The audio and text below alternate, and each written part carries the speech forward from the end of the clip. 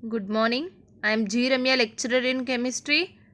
Now I am going to explain you about second order reaction having different reactants.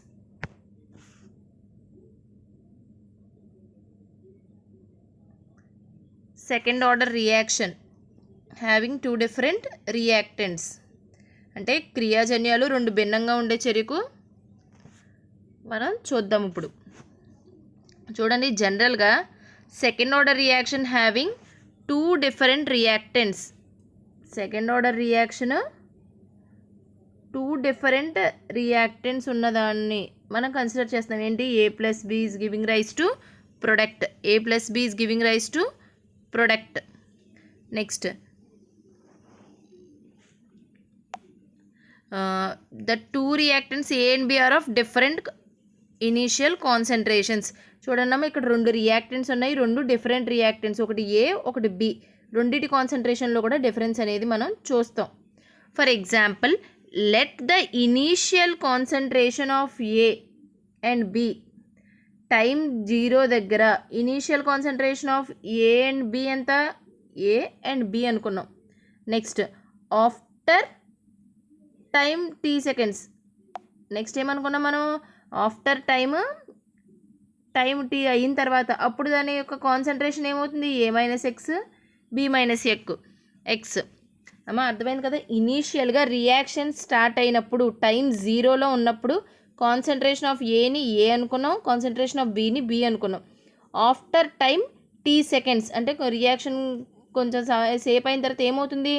మీకు చెప్పాం కదా, reactant యొక్క concentration అనేది consume అవుతుంది, తగ్గుతుంది. దాన్ని ఏమనుకున్నాం? A minus X. అదే బి యొక్క కాన్సన్ట్రేషన్ ఏమనుకున్నాం? B minus X. కాబట్టి రేట్ ఆఫ్ ద రియాక్షన్ని మనం ఎలా రాయొచ్చు అంటే, చూడండి, rate equals to minus dx by dt equals to K into A minus X into B minus X. అంటే రేట్ అనేది రెండు రియాక్టెంట్స్ యొక్క కాన్సన్ట్రేషన్ మీద డిపెండ్ అవుతుంది కదమ్మా సెకండ్ ఆర్డర్ రియాక్షన్లో. నెక్స్ట్, ఇప్పుడు చూడండి, minus dx by dt equals to K into A minus X into B minus X. Minus dx by dt equals to K into A minus X into B minus X. నేను ఇప్పుడు ఏం చేస్తున్నానంటే, ఈ రియాక్షన్ని ఏం చేస్తున్నాను, ఇందులో A minus X into B minus ఎక్స్ని ఇక్కడికి తీసుకొస్తున్నాను, డిటీని ఇక్కడికి తీసుకెళ్తున్నాను. అప్పుడు నెక్స్ట్ రియాక్షన్ ఏం జరుగుతుందమ్మో ఒకసారి చూడండి. Minus dx by A minus X into B minus x ఇటువైపు వచ్చింది అంటే బై అవుతుంది. బై డిటీ ఉంది కదా, అటువైపు వెళ్ళేటప్పుడు కే ఇంటూ డిటీ అవుతుంది. ఇది మీకు కనిపిస్తుంది కదా, minus dx by A minus X into B minus X equals to K into dt. ఇప్పుడు చూడండి, ఈ ఈక్వేషన్ని పార్షియల్ డిఫరెన్షియేషన్ చేస్తే మనకి ఒక ఈక్వేషన్ వస్తుంది. దాన్ని ఏమంటాము అంటే 1 by A minus B into 1 by A minus X minus 1 by B minus X into dx equals to K into dt. అమ్మ, ఈ ఈక్వేషన్ని నేను పార్షియల్ డిఫరెన్షియేషన్ చేస్తే నాకు ఈ ఈక్వేషన్ వచ్చింది. దీన్ని ఈక్వేషన్ నెంబర్ 1 అనుకున్నాను. నెక్స్ట్, ఇప్పుడు ఒకవేళ కనుక నేను ఈక్వేషన్ 1ని ఇంటిగ్రేషన్ అప్లై చేస్తున్నాను. చూడండి, ఇంటిగ్రేషన్ అప్లై చేసినప్పుడు ఏం జరుగుతుంది? ఇంటిగ్రేషన్ అప్లై చేసినప్పుడు 1 by A minus B integration 1 by A minus x. ఇక్కడ నేను ఏం చేస్తున్నానో చూడండి, ఇక్కడ చూడండి అమ్మ, పైన ఈక్వేషన్ అంటే ఈక్వేషన్ 1లో 1 by A minus B into 1 by A minus X minus 1 by B minus X into dx అనేది రెండింటికి మల్టిప్లైడ్ అనే కదా అర్థం. కాబట్టి నెక్స్ట్ రియాక్షన్ ఇక్కడ ఏం చేస్తున్నానంటే, ఈక్వేషన్ 1 ఇంటిగ్రేట్ చేస్తూ 1 బై ఏ మైనస్ బి, ఆ స్క్వేర్ బ్రాకెట్స్ రిమూవ్ చేశాను, ఇంటిగ్రేషన్ చేశాను. 1 by A minus X into dx multiply చేశాను into dx minus integration 1 by B minus X into dx equals to K integral dt. మీకు already తెలుసు, మీకు last వీడియోలో కూడా చెప్పాము ఏంటమ్మా, integration 1x into dx integration 1 by X into dx equal అంటే ln x అనుకుంటాం. చూడండి, ఇప్పుడు ఇది lnx 1/x ఇంటూ డిఎక్స్ ఫామ్లోనే కదా ఉంది. 1/a minus X into dx ఫామ్లో ఉంది. అంటే మనం ఏమని రాసుకోవచ్చు, ln(a మైనస్ ఎక్స్) అంటాం. ln(a minus X). ఓకేనా. అలాగే ఇది కూడా 1/x ఇంటూ డిఎక్స్ ఫామ్లోనే కదా ఉంది, కాబట్టి 1/ln(b మైనస్ ఎక్స్) అనుకుంటాను. నెక్స్ట్ ఇది ఇంటిగ్రల్ dt, అంటే ఇంటిగ్రల్ dx ఫార్ములాలో ఉంది. Integral dx equals to X అని రాస్తాం. ఇంటిగ్రల్ dt కాబట్టి దాన్ని ఏమనుకుంటాం, t అనుకోవచ్చు. కాబట్టి నెక్స్ట్ ఈక్వేషన్ ఏమవుతుందమ్మా, 1/a మైనస్ b. ఇక్కడ ఏం చెప్పాను, 1/a minus X into dx ఏమవుతుంది, ln(a మైనస్ ఎక్స్) అవుతుంది. Minus ln(a minus X) minus into minus ln(b minus X) equals to kt. Integration remove చేస్తాను కదా, dt అంటే t అవుతుందని చెప్పుకున్నాం కదా, kt ప్లస్ i, అంటే i అన్నది ఇంటిగ్రేషన్ కాన్స్టెంట్. నెక్స్ట్ ఇప్పుడు చూడండమ్మా, పై ఈక్వేషన్లో ఏముంది, 1/a minus b minus ln(a minus X) minus into minus కదా, కాబట్టి మైనస్ ఇంటూ మైనస్ ఏమవుతుంది, ప్లస్ అవుతుంది. కాబట్టి నెక్స్ట్ ఈక్వేషన్ ఏం రాశాను, 1/a minus b into minus ln(a minus X) plus ln, minus into minus, ఇక్కడ చూడనమ్మా, మైనస్ ఇంటూ మైనస్ ఏమవుతుంది, ఇక్కడ ప్లస్ అయింది. Plus ln(b minus X) equals to kt plus ఐగా మారింది. నేను ఇప్పుడు ఏం చేస్తున్నానంటే, ప్లస్ ఉన్నదాన్ని ముందుకు వేస్తున్నాను, మైనస్ ఉన్నదాన్ని నెక్స్ట్కి తీసుకొస్తున్నాను ఈక్వేషన్ 2లో. చూడండి, 1/a minus b into ln(b minus X), అంటే ముందు ln(b మైనస్ ఎక్స్ని ముందుకు తీసుకొస్తున్నాను, మైనస్ ln(a మైనస్ ఎక్స్ని నెక్స్ట్ రాసుకుంటున్నాను. అప్పుడు ఈక్వేషన్ 2 అవుతుంది. ఏమవుతుంది, 1/a minus b ln(b minus X) minus ln(a minus X) equals to kt plus I. ఇప్పుడు ఇది ఏ రూపంలో ఉంది చూడండి అమ్మా, log a minus log b రూపంలో ఉంది కదా, ln(b minus X) minus ln(a minus X) ఏ రూపంలో ఉంది, log a minus log b రూపంలో ఉంది. కాబట్టి log a minus log b value మీకు తెలుసు కదా, log a/b. అదేవిధంగా ఈక్వేషన్ 2ని రాసుకోండి ఒకసారి, 1/a minus b ln common తీస్తాను, ఇంక రెండింటికి ఒకటే కదా, అప్పుడు ఏమవుతుంది, ln(b minus X) by a minus X equals to kt plus I. దీన్ని ఈక్వేషన్ నెంబర్ 3 అనుకున్నాం. ఒకవేళ టైం 0 దగ్గర x 0 అయితే, t 0 అయినప్పుడు x కూడా 0 అవుతుంది. అప్పుడు ఏమవుతుంది reaction, 1/a minus b ln, అంటే నేను ఏం చేస్తున్నాను ఇక్కడ, x 0 అయింది కాబట్టి ఇది కన్సిడర్ చేయం. అప్పుడు నెక్స్ట్ ఈక్వేషన్ ఏమవుతుంది, 1/a minus b ln b/a equals to k into time 0 కదా, k ఇంటూ 0 ప్లస్ ఐ. అప్పుడు నెక్స్ట్ ఈక్వేషన్ ఏమవుతుంది, k ఇంటూ 0 అంటే nothing but 0 into k, nothing 0 అవుతుంది కదా, కాబట్టి 1/a minus b ln b/a equals to I. అంటే ఇప్పుడు నాకు ఏం వాల్యూ వచ్చింది, ఇంటిగ్రేషన్ కాన్స్టెంట్ వాల్యూ వచ్చింది. ఇప్పుడు ఆ ఇంటిగ్రేషన్ కాన్స్టెంట్ i యొక్క వాల్యూని ఈక్వేషన్ నెంబర్ 3లో సబ్స్టిట్యూట్ చేయండి. i యొక్క వాల్యూని ఈక్వేషన్ నెంబర్ 3లో సబ్స్టిట్యూట్ చేయండి. ఇక్కడ i వాల్యూని ఈక్వేషన్ 3లో సబ్స్టిట్యూట్ చేయండి. సింపుల్గా ఈక్వేషన్ అంతా రాసేసుకోండి. First 1/a minus b ln b minus X by a minus X equals to kt plus 1/a minus b ln b/a అని రాసుకున్నాను. ఓకేనా.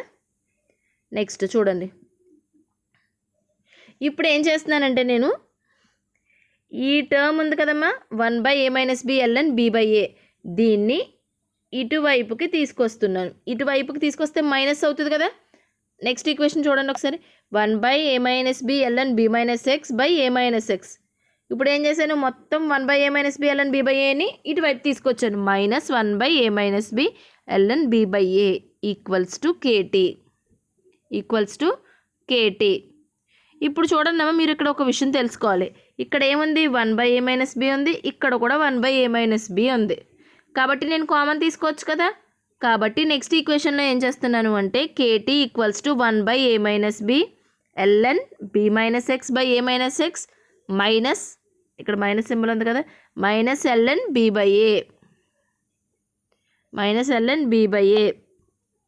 ఇప్పుడు చూడండి అమ్మా, దీన్ని log a, దీన్ని log b అనుకోవచ్చు కదా, అలాగే కదా ఉన్నాయి. అప్పుడు ఏమవుతుంది, log a minus log b ఏమవుతుంది, log a/b అవుతుంది. నెక్స్ట్ ఈక్వేషన్ చూడండి అమ్మా, kt equals to 1 by a minus b ln b minus x by a minus x by b by a. Next ఇప్పుడు ఎల్సిఎం పద్ధతి ద్వారా ఏమవుతుంది, KT equals to 1 by a minus b ln డినామినేటర్తో multiply చేయండి a into b minus X by b into a minus X. ఇప్పుడు చూడండి నేను ఏం చేస్తున్నానంటే టీని ఇటువైపు తీసుకొస్తున్నాను. అప్పుడు ఏమవుతుంది, K equals to next equation చూడండి అమ్మా, K equals to 1 by t into a minus b ln a into b minus X by b into a minus X. మీకు ఒక విషయం తెలియాలమ్మా, ఏంటో ln value equals to 2.303 log. ఇప్పుడు ఈ ln వాల్యూని ఈ ఈక్వేషన్లో సబ్స్టిట్యూట్ చేయండి. ఏమవుతుంది, K equals to 2.303 by T A minus B log A into B minus X by B into A minus X. ఇదేంటి, రేట్ కాన్స్టెంట్ సెకండ్ ఆర్డర్ రియాక్షన్కి rate constant. Next characteristics of second order reaction అంటే ద్వితీయ క్రమాంక చర్య యొక్క లక్షణాలు. First ఇదేంటి, units. ఇప్పుడు చూడండి అమ్మా, K equals to 1 by time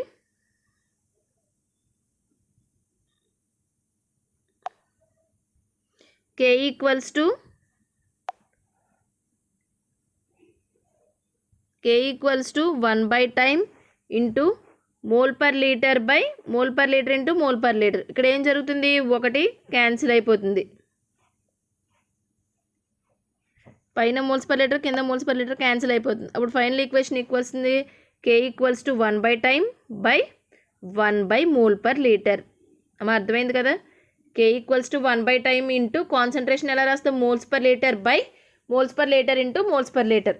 ఇప్పుడు ఇక్కడ చూడండి, ఒక మోల్ పర్ లీటర్ పైన కింద క్యాన్సిల్ అయిపోతుంది. అప్పుడు K equals to time inverse mole inverse by mole inverse litre. ఓకేనా.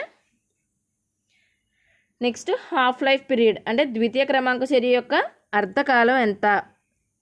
ఒకవేళ టీ అన్నది టీ హాఫ్ అయితే, ఎక్స్ అన్నది ఏ హాఫ్ అయితే, టీ అన్నది టీ హాఫ్, ఎక్స్ అన్నది ఏ హాఫ్.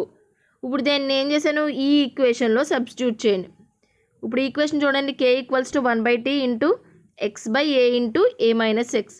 ఈ ఈక్వేషన్లో ఈ పైన వాల్యూ సబ్స్టిట్యూట్ చేయండి. అప్పుడు ఏమవుతుంది, టీ హాఫ్ ఈక్వల్స్ టు, అమ్మ ఇక్కడ చూడండి నేను ఇంకో విషయం కూడా చేశాను, టీని ఇటువైపు తీసుకెళ్ళాను, కేని ఇటువైపు తీసుకొచ్చాను. ఎందుకు, నాకు టైమే కదా కావాలి హాఫ్ లైఫ్ పీరియడ్ కాబట్టి. ఇప్పుడు చూడండి, టీ ఇటువైపు వెళ్ళింది, టీని ఇటువైపు తీసుకొచ్చాను, కేని ఇటువైపు తీసుకొచ్చాను. T half equals to 1 by k into X అంటే ఏంటి, ఏ హాఫే కదా, A half by A into A minus A half. ఇది ఈక్వేషన్. ఇప్పుడు చూడండి next, T half equals to 1 by k into, ఇప్పుడు ఒకసారి మీరు ఏం చూడాలి, ఇక్కడ A into A minus A by 2 అని ఉంది, అంతేనా.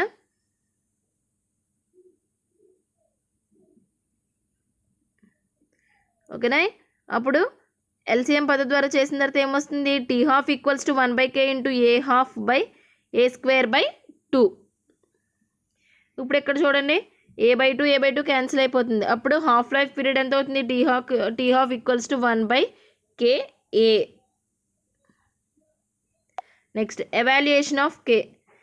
సెకండ్ ఆర్డర్ రియాక్షన్ యొక్క రేట్ కాన్స్టెంట్ని మనం ఎలాగా అంటే కే వాల్యూని ఎలా రాబడతామంటే గ్రాఫికల్ మెథడ్ ద్వారా ఏం చేస్తాం, గ్రాఫ్ అనేది ప్లాట్ చేస్తాం. ఎలాగా 2.303 కాన్సన్ట్రేషన్ వర్సెస్ టైం. మనకు ఒక స్ట్రైట్ లైన్ వస్తుంది ఆరిజిన్ నుంచి పాస్ అయినట్టు with the slope equals to K. ఓకేనా.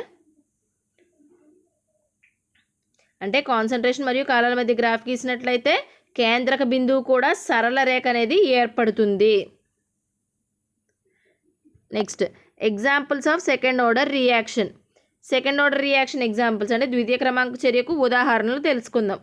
ఫస్ట్ది, gaseous reactions of second order are very common అంటే వాయు స్థితి చర్యలు అనమాట. ఫస్ట్ చూడండి example, thermal dissociation of ozone. Thermal dissociation of ozone.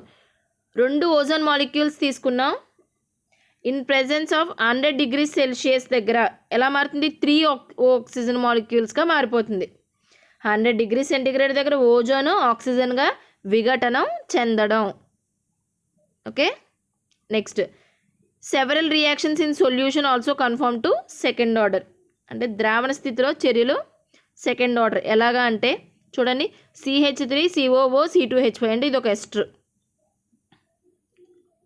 Next plus OH minus అంటే ఒక ఎస్టర్ని హైడ్రాలసిస్ చేస్తున్నాం ఇన్ ప్రెజెన్స్ ఆఫ్ ఆల్కలీ. అది ఎలా మారుతుంది? ఎస్టేట్ అయాన్ కింద, అలాగే ఇథనాల్ కింద. ఎస్టర్ని హైడ్రాలసిస్ చేస్తున్నాం కాబట్టి దాన్ని ఏమంటారు? సాపోనిఫికేషన్ ఆఫ్ ఎస్టర్ అంటాం. ఓకేనా. Next last example benzoin condensation. Benzoin condensation చూడండి, ఇక్కడ నేను ఏం చేస్తున్నాను? బెంజాయిన్ సంగణన చర్యలు. ఇక్కడ ఏం చేస్తున్నాను? 2 మోల్స్ ఆఫ్ బెంజాల్డిహైడ్ తీసుకున్నాను. 2 మోల్స్ ఆఫ్ బెంజాల్డిహైడ్ తీసుకున్నాను. ఇన్ ప్రెజెన్స్ ఆఫ్ KCN ఏమవుతుంది? బెంజాయిన్ అనేది ఫామ్ అవుతుంది. C6H5CHO అనేది 2 మోల్స్ తీసుకున్నాను. ఇన్ ప్రెజెన్స్ ఆఫ్ KCN ఏం జరుగుతుంది? C6H5CH OH CO C6H5 benzoin అనేది ఫామ్ అవుతుంది. ఓకేనా.